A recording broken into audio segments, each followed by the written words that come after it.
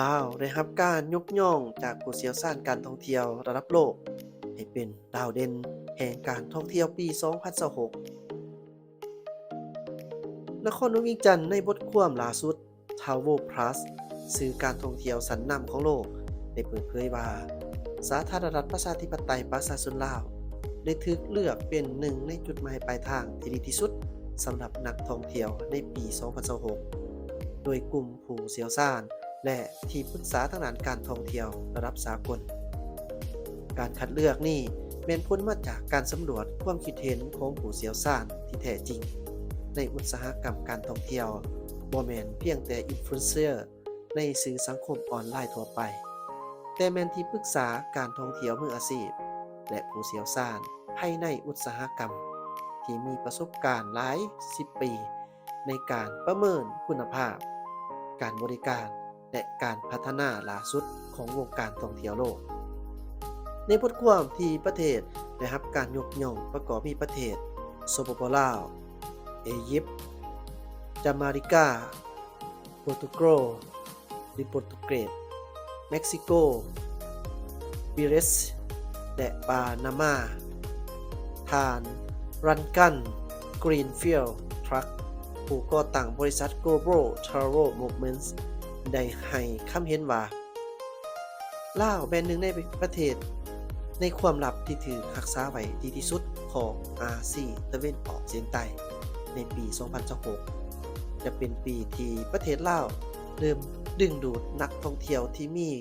รสนิยมสูงโดยการเข้าถึงที่ง่ายขึ้นในระดับภาคพื้นและโรงแรมหรูหราระดับโลกแบบเงียบสงบเช่นโรสวูดหลวงพระบางที่กำลังยกระดับมาตรฐานการบริการนักท่องเที่ยวสามารถเพลิดเพลินกับประสบการณ์ทางจิตวิญญาณและวัฒนธรรมอันลึกซึ้งโดยบ่มีความแออัดคือกับบ่อนอื่นในภาคพื้นปัจจัยที่เฮ็ดให้ลาวโดดเด่นในสายตาของผู้เชี่ยวชาญระดับโลกประกอบมีธรรมศาสตร์อันงดงามที่ยังคงความบริสุทธิ์แม่น้ำคองอันยิ่งใหญ่ที่ไหลผ่านภูมิสันฐานภูผาอันสง่างามมรดกวัฒนธรรมที่หลากหลายสถาปัตยกรรมอาณานิคมฝรั่งที่มีเอกลักษณ์และวัดว่าอารามทางพุทธศาสนานับบ่ถ้วนประสบการณ์ท่องเที่ยวที่แท้จริงบ่มีความแออัดของนักท่องเที่ยวจำนวนหลวงหลายเฮ็ดให้ได้สัมผัสกับวิถีชีวิตท้องถิ่นแบบแท้จริงการพัฒนาพื้นฐานโครงสร้างที่ดีขึ้นการเชื่อมต่อการเดินทางในภาคพื้นที่สะดวกขึ้นที่พักระดับโลกโรงแรมหรูหราระดับสากลที่รักษาเอกลักษณ์ท้องถิ่นไว้อย่างลงตัวการถูกยกย่องในระดับสากลในครั้งนี้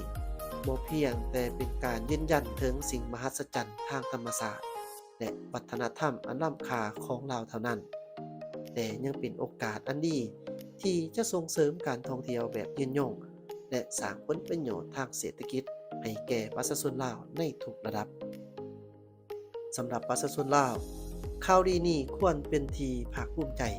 ที่ประเทศของพวกเราได้รับการยอมรับในเวทีสากลและในเวทีโลกมันยังเป็นการบอกให้พวกเรารับรู้ทุกคนว่าร่วมมือกันในการอนุรักษ์รักษามรดกวัฒนธรรมธรรมศาสตร์และวัฒนธรรมอันล้ำค่าของพวกเราพร้อมทั้งพัฒนาการท่องเที่ยวให้มีความยืนยงเพื่อรับใส่แขกที่จะมาเยี่ยมยามในปี 2026 และต่อๆไปดังนั้นพวกเราจึงควรเตรียมพร้อมต้อนรับนักท่องเที่ยวทั่วโลกที่จะเดินทางมาสัมผัสกับดินแดนล้านช้างอันสงบเงียบและเต็มไปด้วยมนต์เสน่ห์ของพวกเราข้อมูลจาก Loud Youth Radio